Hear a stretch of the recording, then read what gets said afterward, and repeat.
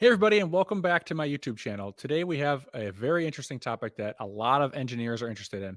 How do you apply up when you're job seeking? That is, if you're an individual contributor, how do you apply for your first management role?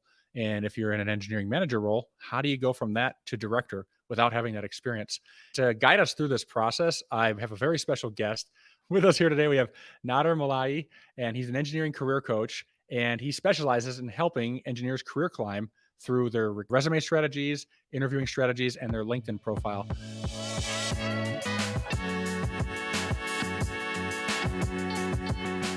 So I can't do him justice. So I want to have Nader introduce himself. So Nader, why don't you just tell us a little bit who you are and how you help people? Of course. First of all, thank you so much, Doug, for having me on your show here. A pleasure to be here. I've always enjoyed our conversations in the past. Looking forward to working with you more collaboratively in the future. Good to be here and good to be in front of your audience. My goal today is to help them as best as I can to go from where they are in their career to where they need to be, whether they're an individual contributor to a manager or a manager to a director and high up. Before we get into where I come from, in a nutshell, I grew up in a family of engineers. Was destined to be an engineer. Grew up around one, was trained and was basically molded by an engineer. It was just like in my blood, right? Not to brag, but hey, finally got graduated high school, went to engineering school. Studied electronics engineering, graduated with a bachelor's degree, and wanted to get right into the job market. My luck at the time, I graduated basically at the end of 2007, early 2008, and faced the last recession, which is one of the top points why I relate to what individuals out there, engineers out there are dealing with the job market right now, how it feels and what's causing in their careers. So I went through all those, patterns, and I was impacted by a lot of those challenges. I really wanted to utilize my education and my studies to get into robotics, automation, manufacturing, ideally the automotive sector. That was extremely difficult for me. So long story short, had to take a job in the telecommunications sector for a couple of years, and I got into information technology, sales, and solutions architecture for a year until end of 2010. I started job searching again, but I realized that I haven't really done any electrical engineering, electrical design work, any hardware programming for 3 years. So that was a big blow to my gut. I went to this, recruiting company. For the first time, I figured out there are companies that can actually help you get jobs. That was fascinating. It was a great idea. I went there, and I went to a few interviews, and yeah, just realized that it's been too long that I haven't done the work that I'd studied in school. It was really challenging, but one thing led to another. Call it my luck, call it chance or fate. I think it was fate that that recruiting company actually asked me to join them as an engineer recruiter to help them collect talent and interview them and qualify them. This is a massive company at the time. It was the second largest global recruiting firm in the world.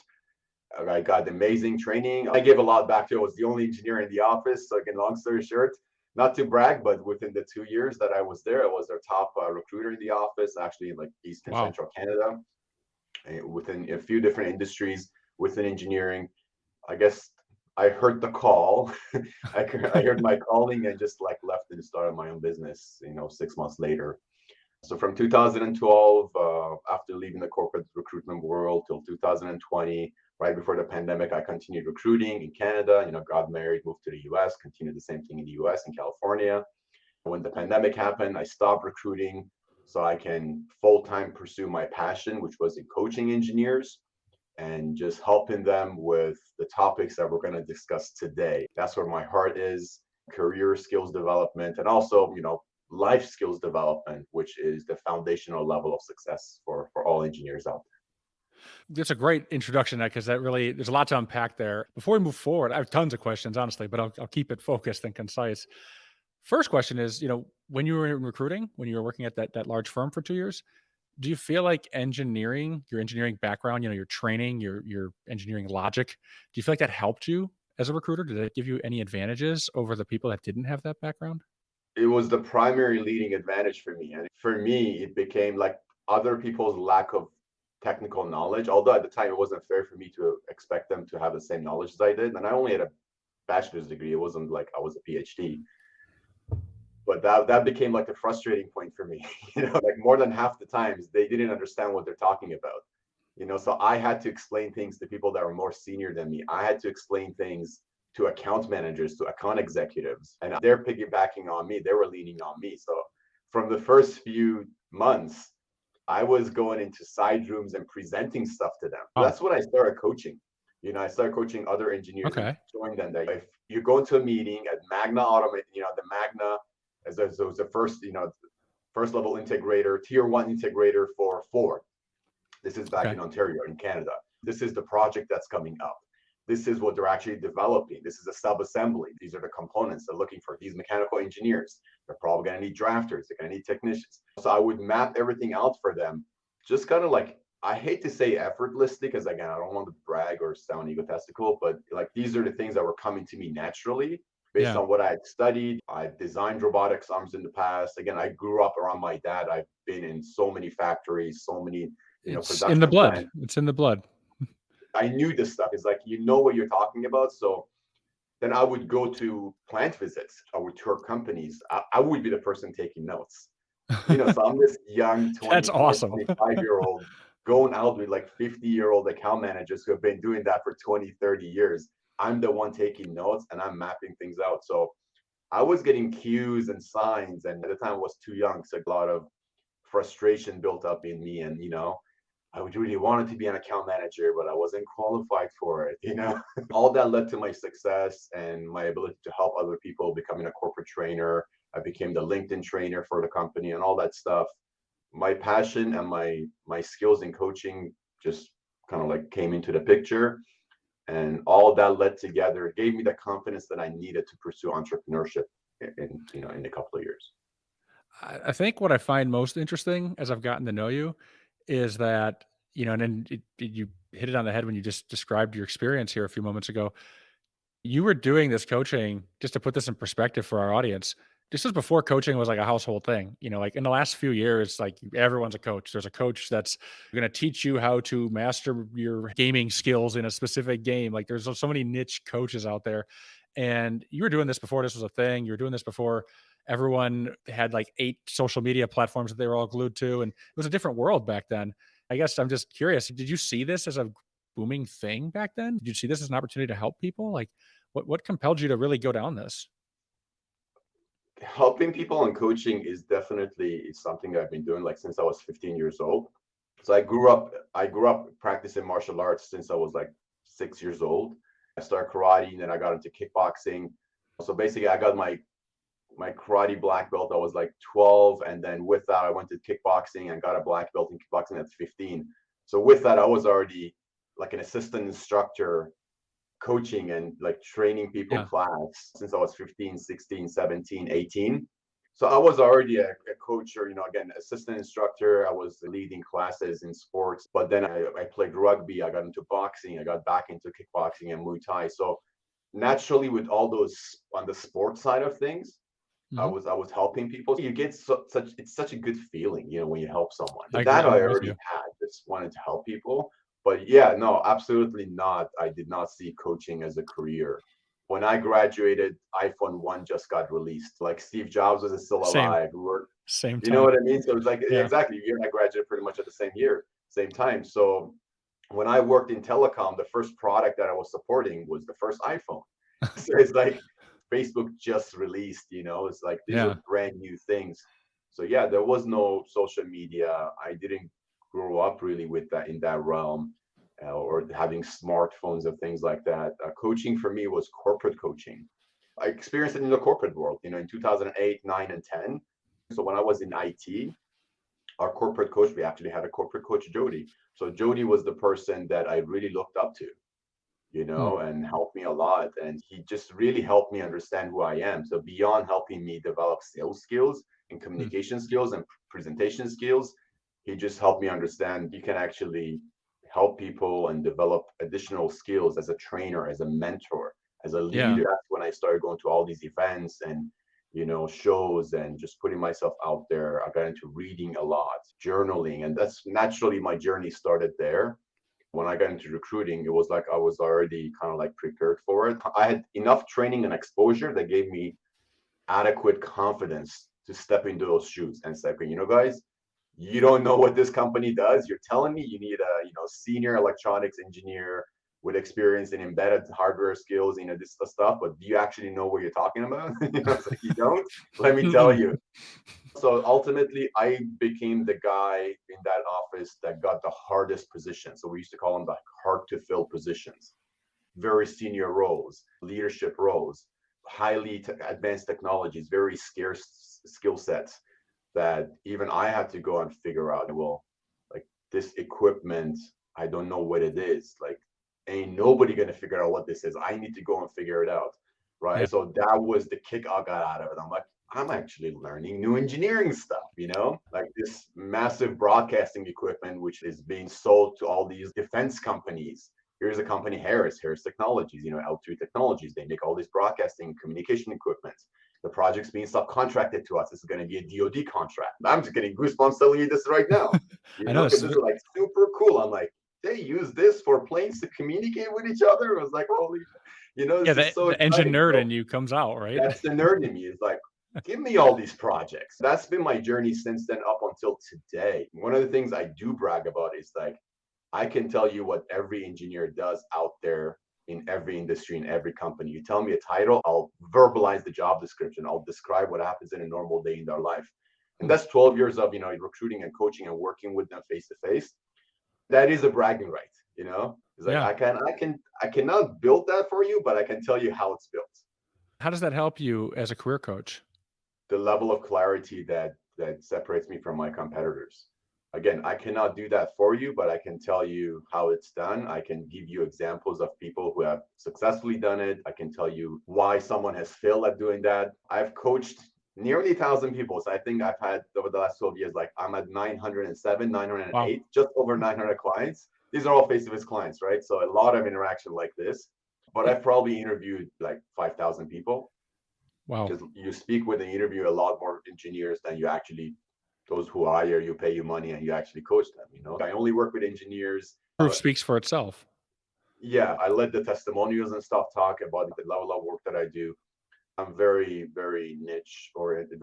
I'm very specific. Everyone's here because they want to hear about jumping levels in job searching. And before we get into that, I just want to hear in a nutshell, how do you help people as a career coach? Maybe that ties into what you're going to show us here, but I'm just curious, like, coaching is like a black box to a lot of engineers. I'm a leadership coach for engineers. And a lot of times I'm meeting with people who are like, what's a coach? Why do I need a coach? How is that different than training and things like that? So I guess could you just kind of shed some light? What is a engineer career coach? Great question. So again, the career coach has become a very diluted title. But I'll start by saying that there's a lot of different types of coaches. There are different phases in a person's career development life cycle that an individual coach can directly impact or influence. In this particular case, like in our case, my coaching stops where yours start. Hmm. It's like we go back to back because I don't do the on the job leadership and additional professional development, which you do. I don't even call myself an engineer. I have a bachelor's in engineering, but I'm not. You have proven it. You've done it. You got into the management level. You've got your PE license. You have proven yourself to be a successful engineering leader. I have not. I made a career change, and I've helped other people in these three areas, and these are the three areas that I help them with. Starts with personal branding. There's a prerequisite to that, which is goal setting, building your vision, and having macro vision and micro goals. Based on those goals, we reverse engineer back to where you are right now. So we know where you want to be. We have those Hmm. coordinates that we can put into your career GPS. We come back to where you are, and we need to develop a brand around that. What does that Hmm. mean? It's primarily your career documents, which is your resume, cover letter, and your LinkedIn profile, which is your Hmm. digital resume. So writing all that content, the keyword optimization of that, storytelling. How do we make sure we come across? How do we grab someone's attention and make sure hold that intention? We make them interested in you and encourage them to take action on you. That's the primary stage.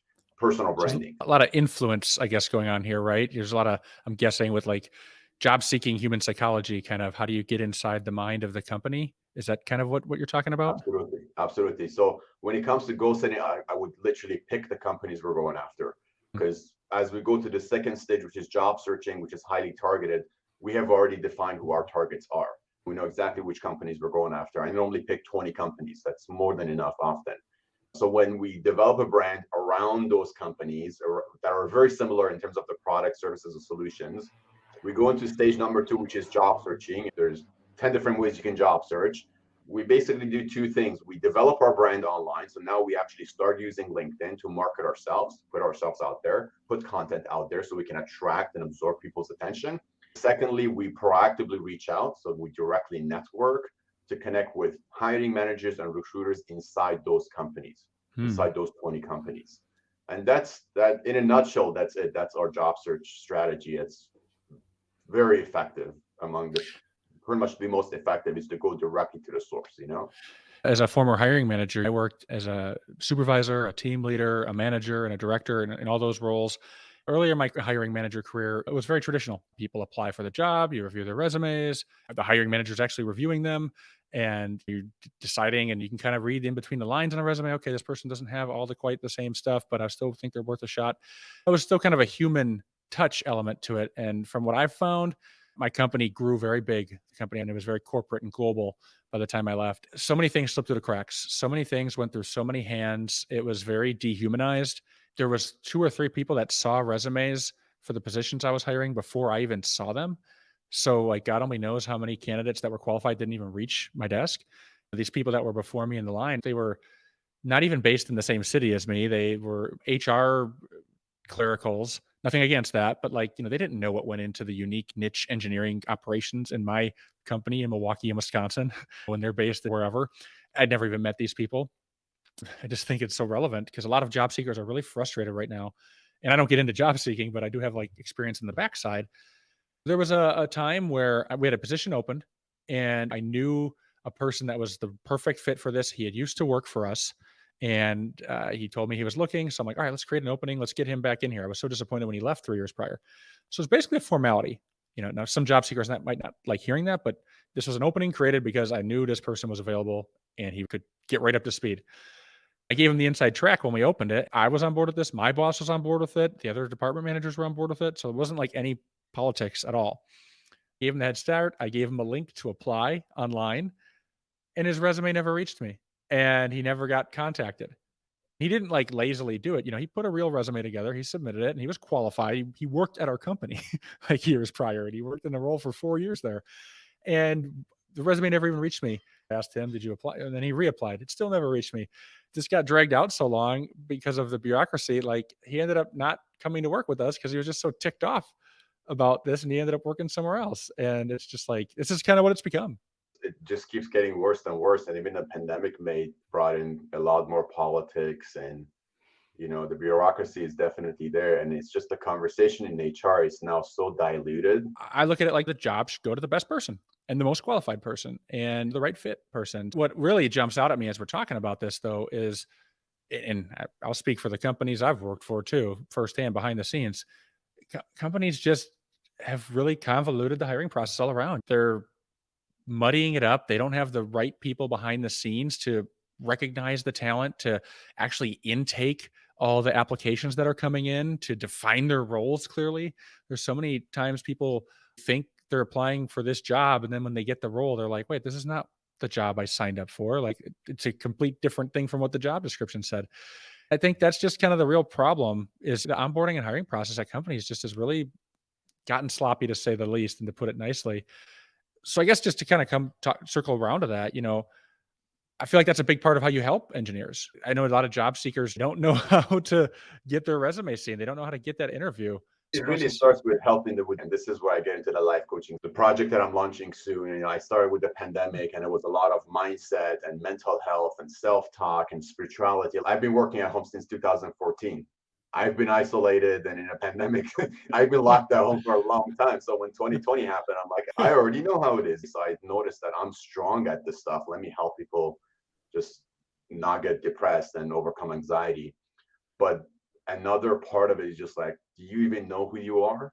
You want a job. I talked to someone yesterday, senior materials engineer at Apple, and she wanted to leave Apple for two reasons that were just legitimate. And I was telling her, I know this is a consultation call, but I have to coach you on this because what you're just telling me is just like it's toxic. You cannot be saying this stuff.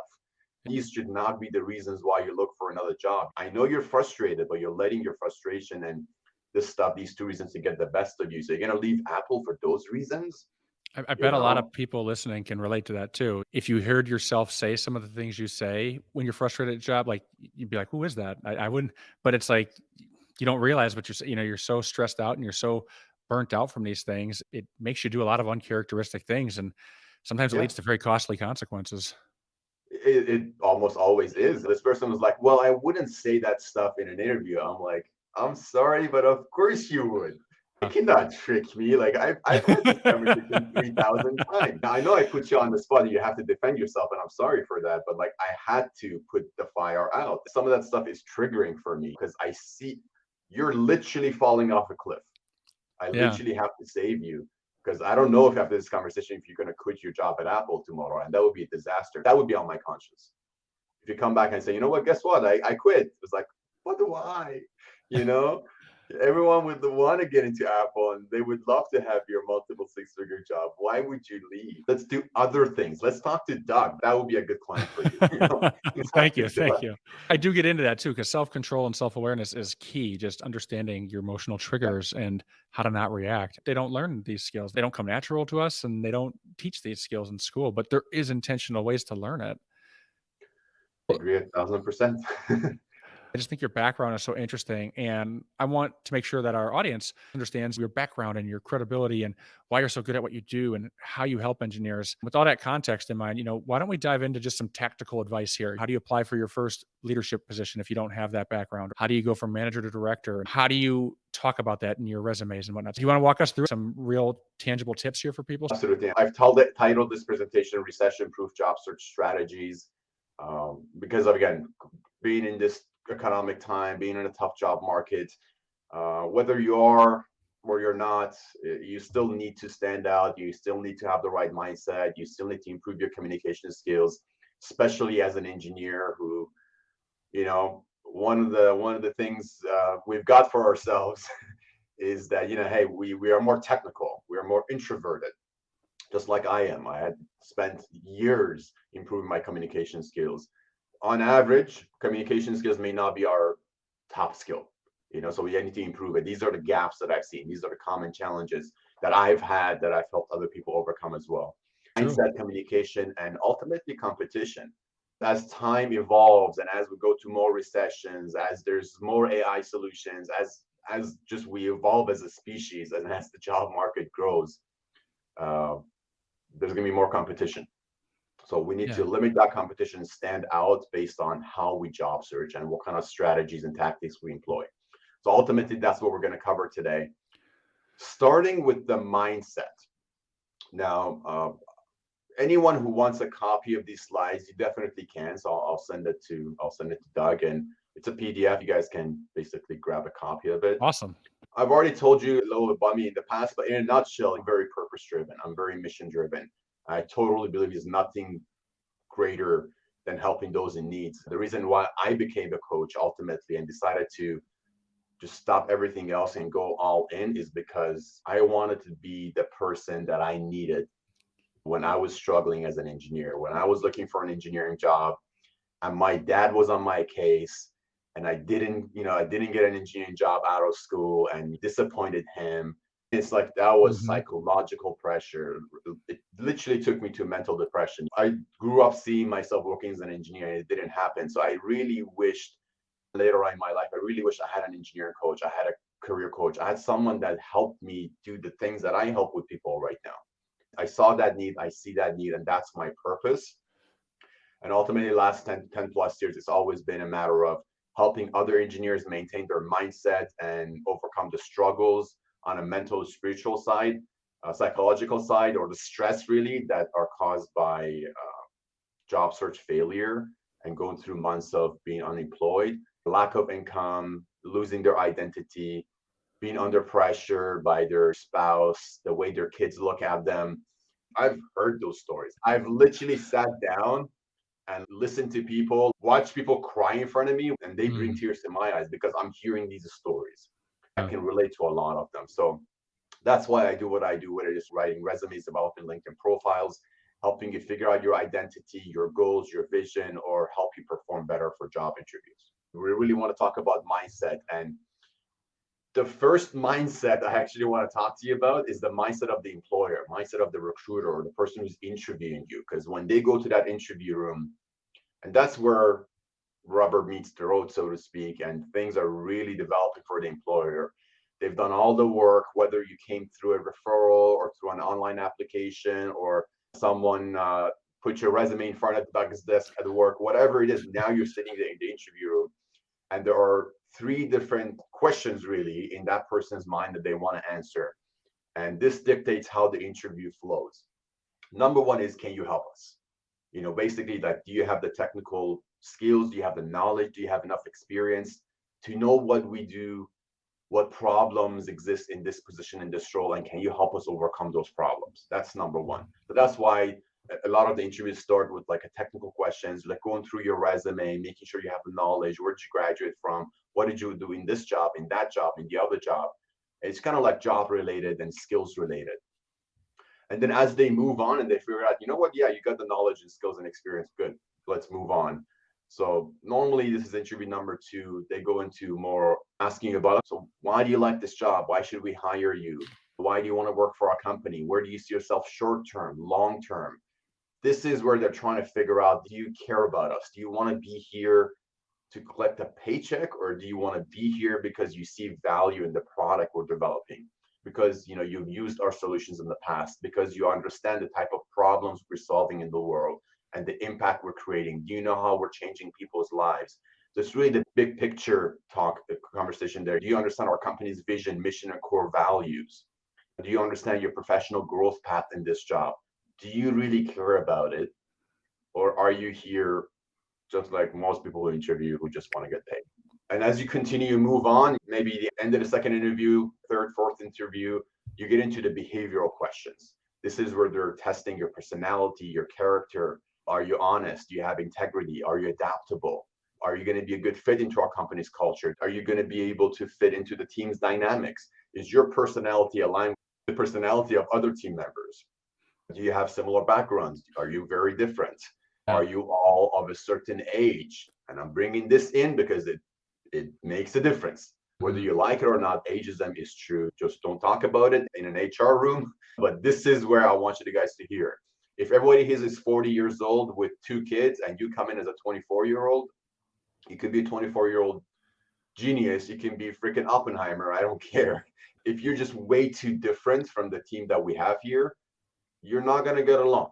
So the age thing could be a thing. Could be like, we don't really trust you're going to be here for a long time because you're just different. So the company decides the terms and conditions of them trusting you. And that's important. It can get complicated, it can get long, and these are hour-long conversations I would have in an interview practice session to give clarity and then confidence to the person who's going to that interview. For the sake of our time here, I'm going to move on to the next slide. That dictates the priority of the recruiter, the hiring manager, the employer is, do you have the skills? Are you passionate, enthusiastic about the job of the company, the product, the solutions, the services, and ultimately, are you going to fit into our company's culture and team dynamics? Now, with that said, you might be sitting back and say, now I understand the mindset of the employer. What should my mindset be? What should I focus on? What you should focus on are the things that you can control that cross the things that matter. The things that matter is directly related to the company in front of you. This is where things you should focus on in this interview is going to be different than things you're going to focus on in the other interview. Not because you're different, you're the same. You have certain skill sets. You're a software engineer, mechanical engineer, civil engineer, structural engineer. You do certain things. You got to know who you are, what your brand is, what your top 5 skills, and just keep them to your chest. Those are yours. Go after organizations, companies, employers that those skills matter to them. It should be a small cross section. It's not that you cannot be taking that shotgun approach and go after every company out there, every engineering firm thinking that, yeah, I've got these skills and I can learn new skills so they will hire me. No, they won't. They're going to be very picky and very specific. Well, and just to elaborate on this, I think this picture is worth 1,000 words. I think what you're saying is whatever that thing is in the crosshair or the overlap of the Venn diagram, like that needs to be what you're talking about That needs to be like your main message. That needs to be the identity you create with them. Don't water it down by talking about other things or presenting yourself in other areas, and talk about the things that you can do and you can control and that do matter to the company. Is that more or less what you're saying? Absolutely is. Again, so I'll give you an example of the current client that I have. She's a structural engineer. She's getting back to the workforce after 2 years. Took basically a break during COVID, went back home, and she's back in the US right now in Columbus, Mm, Ohio. Has a couple of years of experience. We started working 3 weeks together, went through the personal branding and all that. Started job searching 2 weeks ago. She just had three interviews, three different companies. What was the thing for her? Again, this is where I had to influence her. So again, I had not to dictate. This is where a coach comes in and says, you know what? I know you want to be a bridge designer, structural designer. I know you've done a year of that and a year in sanitation systems, designing sanitation systems in LA. But because of the 2 year break, they're not going to put you in a designer right now. You need to work your way up to it. mm, How do you work your way up to it? Let's get into some engineering consulting companies that do a lot of building rehabilitation, building restoration type work, like bridge rehab, bridge restoration is, huge. you know, how terrible the infrastructure is that we know that a lot of those $1 billion that are going elsewhere should be invested in our own infrastructure. Let's not get into politics, but with that said, there's a lot of bridges and buildings that need to be restored and rehabbed and strengthened.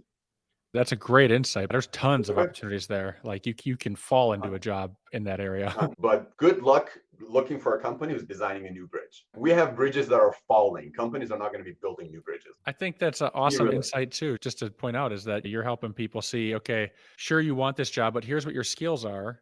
And here's opportunities that you might not have considered. Here's opportunities that you are qualified for that you're not aware of. I think that's awesome. We're engineers. We don't know the job market. That's not our job. We're not trained on how to like figure these things out. And you shouldn't have to.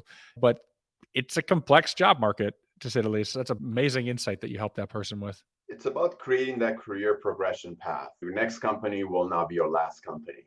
Mm, Sometimes your expectations are just not even fair to you. It's not fair to the market because you wanted to go after structural design work for high rises. I'm like, just drive around.